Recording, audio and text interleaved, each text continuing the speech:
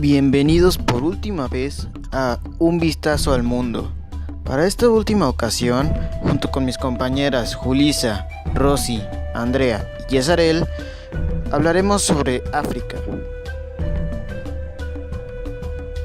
Se inició el movimiento de descolonización en África a mediados de la década de los 50, justo después de la Segunda Guerra Mundial, cuando Inglaterra y Francia tomaron la decisión de liberar a sus colonias. La Guerra Fría fue uno de los primeros eventos internacionales en que los países recién descolonizados tuvieron que hacer frente, ya que algunos de estos líderes se inclinaban hacia el socialismo y otros hacia el capitalismo. En los años posteriores a la descolonización surgió el panafricanismo, un movimiento que aseveraba que todas las personas negras africanas comparten una identidad en común. En el 63 se fundó la Organización de Unidad Africana, siendo reemplazada en el 2002 por la Unión Africana, en la que 52 países intentaron promover la democracia y mejorar la economía africana.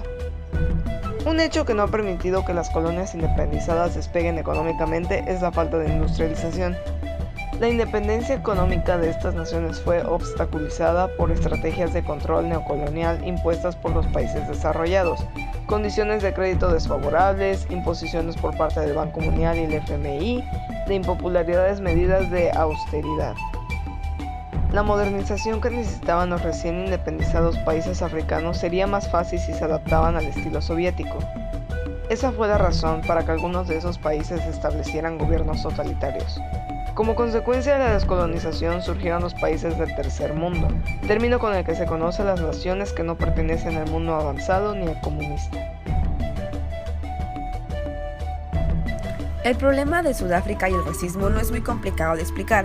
Sabemos que Sudáfrica obtuvo su independencia en 1912 y su sistema político estuvo dominado más que nada por blancos. En 1950, los descendientes holandeses fortalecieron las leyes que separaban a las personas blancas con las personas de color, y a este sistema le llamaron el apartheid. En este sistema, las personas de color estaban obligadas a vivir en pequeñas homelands, que eran como reservas alejadas en donde ellos tenían que habitar, para estar lejos de las personas blancas. Y no fue hasta 1959 que esta forma de gobierno tipo de ley alcanzó su plenitud, debido a que la raza de color, la población de color, quedó completamente relegada en pequeños territorios marginales, pobres, pésimas condiciones. Sin embargo, en 1960, la población de color protestó de manera pacífica contra el apartheid, lo que dio por resultado 2 años después, cuando Nelson Mandela, que en ese momento era el líder del Congreso Nacional Africano, fue arrestado y condenado a una cadena perpetua, en la cual pasó aproximadamente 25-30 años, y fue liberado hasta 1990. Durante el periodo que Nelson Mandela estuvo encarcelado, estuvo en prisión, se formó un grupo de jóvenes e intelectuales llamado Conciencia Negra, el cual organizaba protestas, entre otras. Mas, sin embargo, fue tremendamente reprimido, dejando un saldo de 400 muertos. Esta situación, por obvias razones, alarmó a la comunidad, e incluso la comunidad católica se metió, diciendo que la presión mundial en contra del gobierno blanco en Sudáfrica llevó a la creación de reformas y a desmantelación gradual de las leyes del apartheid. Mas, sin embargo, para 1993, que Nelson Mandela ya estaba fuera de la cárcel, fuera de prisión y sin ningún cargo, el gobierno sudafricano de Kerr convocó elecciones democráticas, haciendo que él fuera el electo presidente, iniciando un nuevo periodo para Sudáfrica. La guerra por materias primas. La posesión de las materias primas atrajo a las potencias colonialistas hacia África en siglos pasados. Y según el índice de Goldman Sachs, se muestra que sus precios se han triplicado desde 1990, debido a la demanda causada por el crecimiento económico de algunos países, como China, lo que incrementa el precio en los últimos años en el mercado mundial. El populismo en Latinoamérica y los conflictos bélicos en zonas de África son otros detonadores de alza en los precios de alguna de estas materias.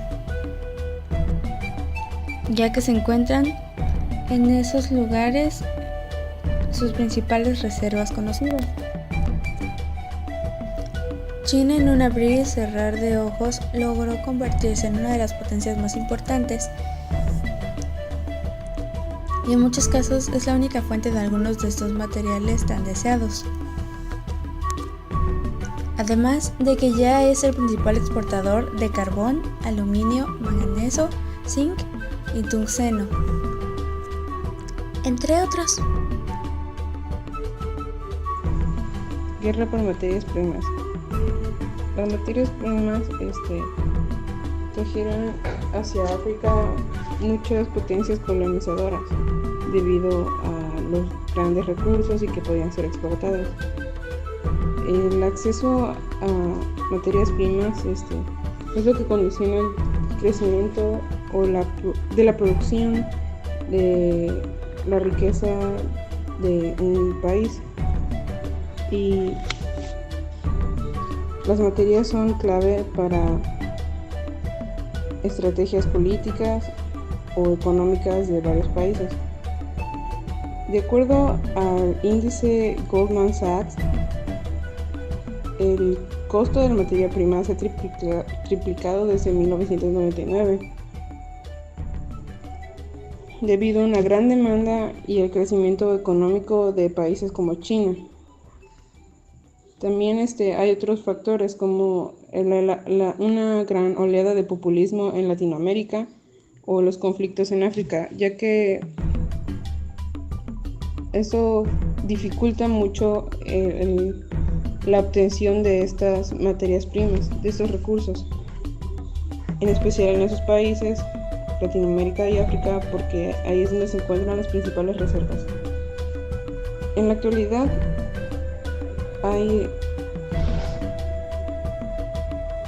las materias primas que más se solicita son los metales debido a sus grandes usos. Por ejemplo, el coltán, que se utiliza en la fabricación de microprocesadores, baterías, microcircuitos y condensadores. Y el Congo es el que tiene el 80% de esas reservas.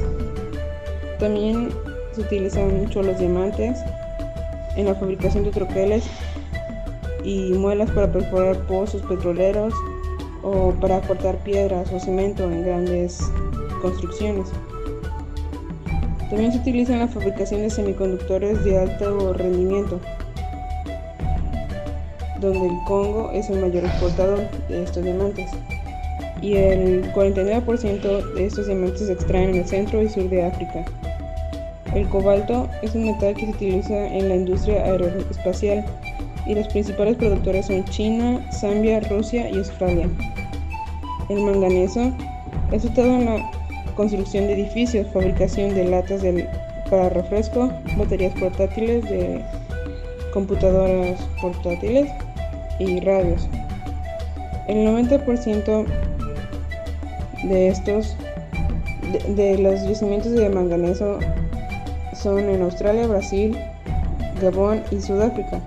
El aluminio es utilizado en la industria automotriz, aunque también tiene muchísimos más usos. China es el principal productor de esto.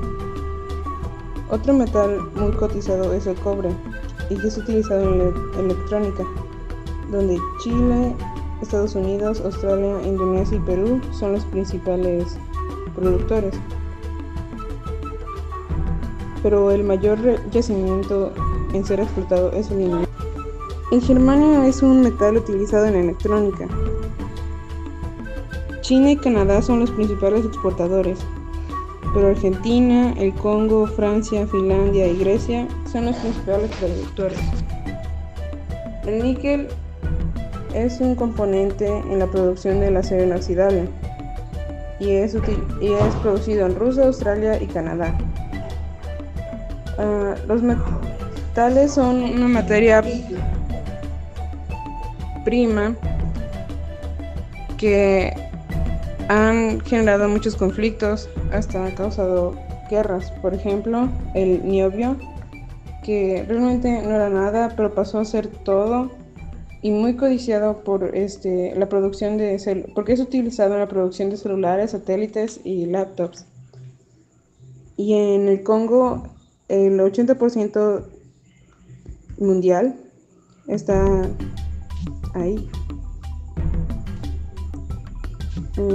lo cual que se creyó causó un conflicto en la guerra civil de ahí. En Ruanda, para muchos, Ruanda era el que quería adueñarse de ese metal.